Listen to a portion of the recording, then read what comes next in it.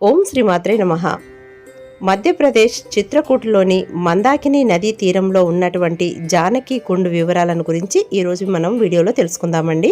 ఈ జానకి కుండ్ మధ్యప్రదేశ్ సత్నా జిల్లా చిత్రకూటలో రామ్ఘాట్కు సమీపంలో అంటే దాదాపుగా 2 కిలోమీటర్ల దూరంలో ఉంటుంది. ఈ జానకి ఘాట్ని ప్రమోదవనం అని కూడా అంటారు. సతీ అనసూయ వల్ల సృష్టించబడినటువంటి ఈ మందాకిని నది ఒడ్డుననే ఈ జానకి కుండ్ ఉంటుందండి. ఈ మందాకిని నదిలోని నీరు చాలా స్వచ్ఛంగా ఉంటుంది. అలాగే చుట్టుపక్కల కూడా చాలా ప్రశాంతంగా అందంగా ఉంటుందండి.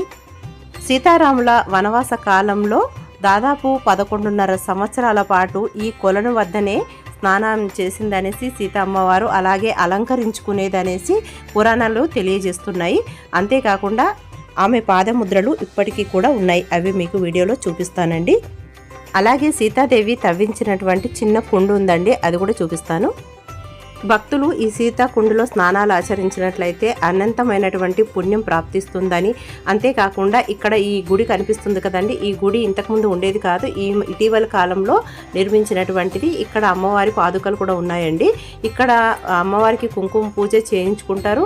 చేసినటువంటి కుంకుమను కూడా మనం ధరించినట్లయితే మన మాంగళ్యం సౌభాగ్యం వర్ధిల్లుతుందని, సీతారాముల యొక్క అనుగ్రహం కలిగి భార్యాభర్తలు సఖ్యంగా ఉంటారనేసి ఇక్కడ తెలియజేస్తున్నారు. సీతమ్మ వారి చేత సృష్టించబడినటువంటి కుండ అండి. దీన్ని మనం ఊర్లో అయితే చెలిమలు అని అంటారు కదా.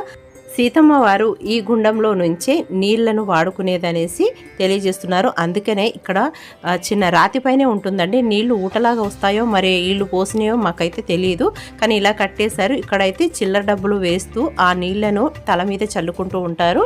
ఎంతో పుణ్యప్రదమైనవని నమ్ముతూ ఉంటారన్నమాట.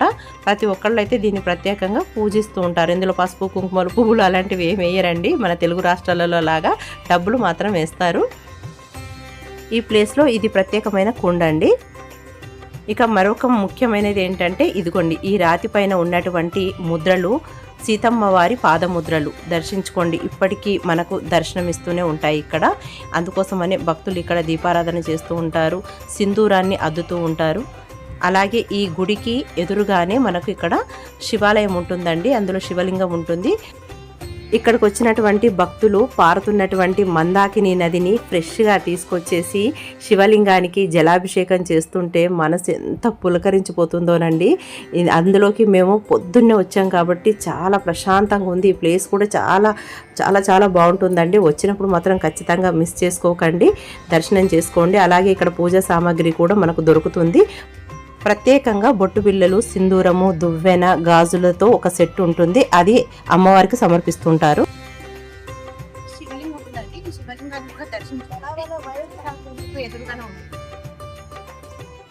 సీతాదేవి పాదుకలు ఉంటాయి, పాదాలు ఉంటాయి. ఇక్కడ మాత్రం అమ్మవారు దర్శనం ఇస్తుంటారు. ఇది ఆలయ ప్రాంగణం. ఇక్కడ కూడా దర్శనం చేసుకోండి. తెలియక వెళ్ళిపోతూ ఉంటారు.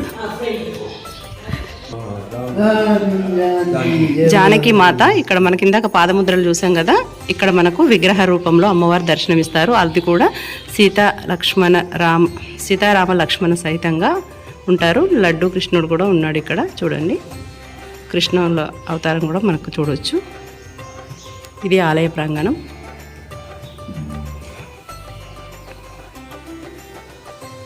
ఇక్కడ నుంచి కూడా మనకు మందాకిని మాత దర్శనమిస్తుంది.